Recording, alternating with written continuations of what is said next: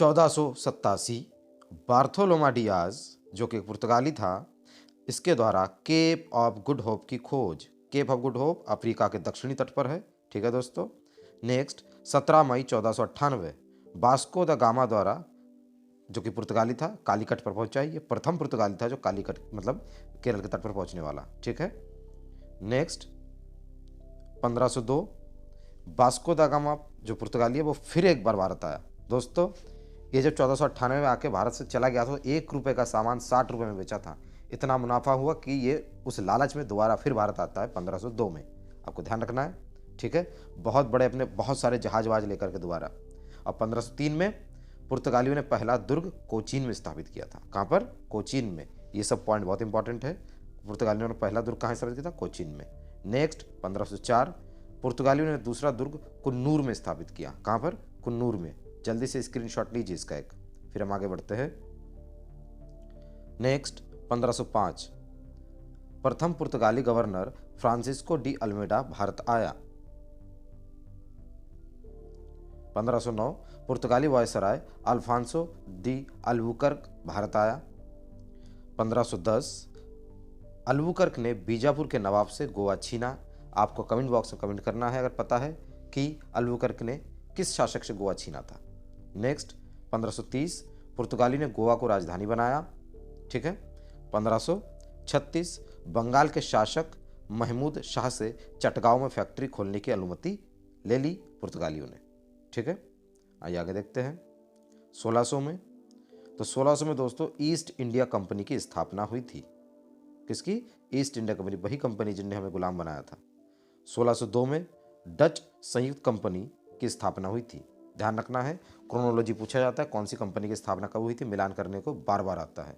1605 में डचों का प्रथम कारखाना मसूलीपट्टनम में स्थापित। कहाँ पर? मसूलीपट्टनम में डचों का प्रथम कारखाना स्थापित हुआ था 1605 में। 1609 जहांगीर के दरबार में विलियम हॉकिंस का आगमन। ठीक है दोस्तों, जहांगीर के दरबार में विलियम हॉकिंस आ तो गया था, बट जहांगीर ने इन्हें फैक्ट्री स्थापित करने की अनुमति नहीं दी थी क्योंकि पुर्तगालियों का प्रेशर था उन पर। फिर 1612 में स्वाली की लड़ाई में अंग्रेजों ने कैप्टन वेस्ट के नेतृत्व में पुर्तगालियों को हराकर सूरत पर कब्जा किया। ठीक है, ध्यान रखना है आपको। और 1613 में अंग्रेजों को सूरत में स्थायी कारखाना स्थापित करने की जहांगीर द्वारा अनुमति दी गई थी क्योंकि जहांगीर को पता चल गया था अंग्रेज पुर्तगालियों से अधिक शक्तिशाली है और शक्तिशालियों की ही उसे आवश्यकता है। ठीक है, यहाँ पे आपको ध्यान रखना है, पहले अनुमति नहीं दी थी, फिर जब स्वाली को तुम हराया उसके बाद अनुमति दी। और 1615 में टॉमस रो, ठीक है, टॉमस रो जहांगीर के दरबार में आया और ये कई दिनों तक रहा भी था जहांगीर के दरबार में। ठीक है, स्क्रीनशॉट ले लीजिए। आगे 1616, तो दोस्तों 1616 में डेनिश ईस्ट इंडिया कंपनी की स्थापना हुई थी।